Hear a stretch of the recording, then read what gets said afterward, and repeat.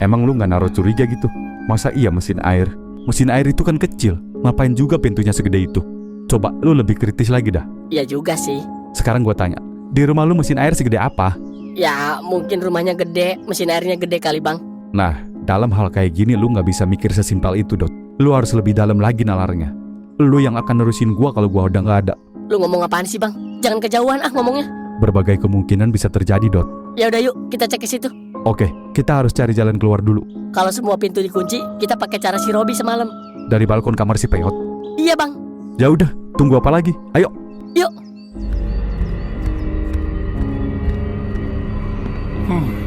Aku masih belum puas sama peristiwa semalam. Anggap aja semalam pemanasan. Kali ini mati kalian semua. Tak bius dulu yo. Setelah itu tak potong-potong kalian semua. Nah, kemarin si Robi turun dari sini bang. Terus dia merambat ke sini nih. Keren juga si Robi. Tajam juga dia instingnya. Gue juga gak habis pikir dia bisa begitu. Ya udah, yuk. Pelan-pelan, Dot. Oke, bisa gue bang. Hup. Ayo, Dot, cepet. Iya bang.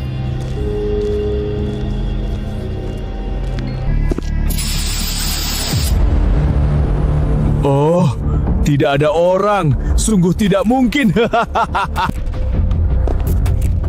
Loh, masak tidak ada orang. Kona mending lu keluar lawan si Karto.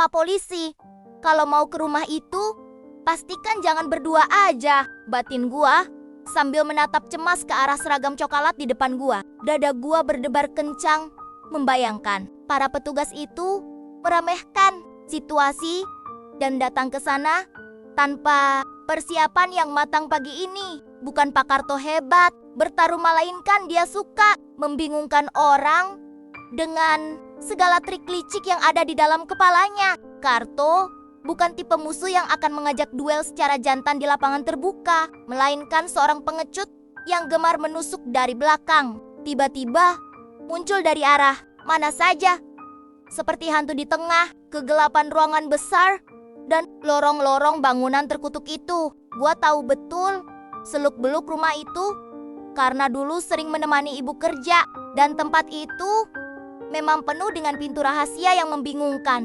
Gua tidak mau melihat Pak Polisi malah menjadi korban berikutnya dari kapak besar si gila itu. Akibat kurangnya jumlah personel yang dibawa, jumlah pasukan yang banyak akan membuat Karto berpikir dua kali untuk melakukan serangan mendadak atau mencoba melawan. Pegangan tangan gua di kursi kantor polisi ini makin gua pererat, mencoba menggalorkan rasa takut yang sejak tadi malam menggerogoti pikiran gua. Informasi ini sangat krusial dan harus didengarkan oleh komandan tim sebelum mereka menyalakan mesin mobil patroli. Gua masih ingat bagaimana wajah Karto saat memfitnah ibu gua dulu. Tatapan matanya yang kosong, namun penuh rencana jahat, selalu membuat bulu kuduk gua merinding. Orang seperti dia tidak bisa ditebak jalan pikirannya. Benar-benar seorang psikopetulen yang berbahaya.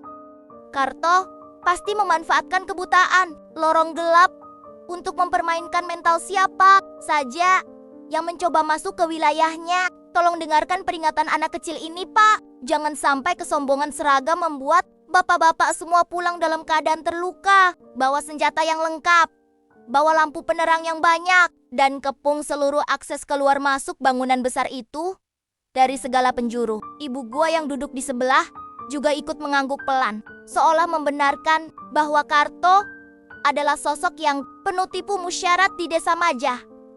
Kesaksian kami berdua di pagi hari ini seharusnya sudah cukup menjadi alarm bahaya tingkat tinggi bagi kepolisian.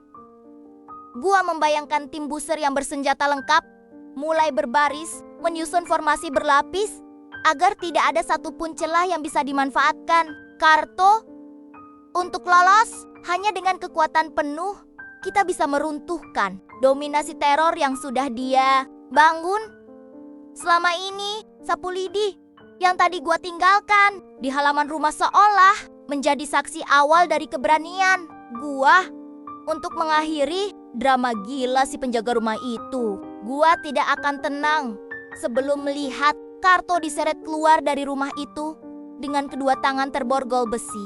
Suasana ruang piket polsek yang agak bising ini tidak mengalihkan fokus gua untuk terus memberikan gambaran situasi sejelas-jelasnya kepada petugas. Setiap jengkal ruangan di rumah itu bisa berubah menjadi perangkap maut jika kita tidak waspada sejak awal melangkah. Semoga Pak Polisi segera memahami bahwa ini bukan kasus kriminal biasa yang bisa diselesaikan oleh 2 orang petugas patroli bersepeda motor. Ini adalah misi penyelamatan nyawa manusia yang sedang berkejaran dengan waktu di dalam kegelapan bunker bawah tanah. Gua berdoa dalam hati agar Bang Topan dan Dot di sana bisa bertahan sedikit lebih lama lagi sebelum bantuan resmi ini tiba di lokasi. Jangan sampai mereka bertindak gegabah menantang Karto yang sedang memegang kapak besarnya di tempat gelap. Ayo Pak, cepat instruksikan seluruh anggota tim Resmob untuk memakai rompi anti peluru dan bersiap dalam satu komando yang solid pagi ini. Kekompakan pihak kepolisian adalah kunci utama untuk meredam kelihayan Karto yang suka mendadak muncul dari balik dinding. Gua siap memberikan petunjuk jalan atau peta darurat lewat ingatan gua jika memang diperlukan oleh tim penyelidik sebelum mereka mendobrak pintu utama. Apapun akan gua lakukan asalkan psikopat jelek itu bisa segera didepak dari desa kami tercinta. Mata gua terus melekat pada persiapan para polisi yang mulai sibuk memakai peralatan taktis mereka di halaman markas belakang. Rasa lega sedikit demi sedikit mulai merayap di dada gua melihat respons cepat yang diberikan oleh para penegak hukum ini. Mari kita selesaikan ketakutan ini sekarang juga, Pak. Bawa pasukan sebanyak-banyaknya.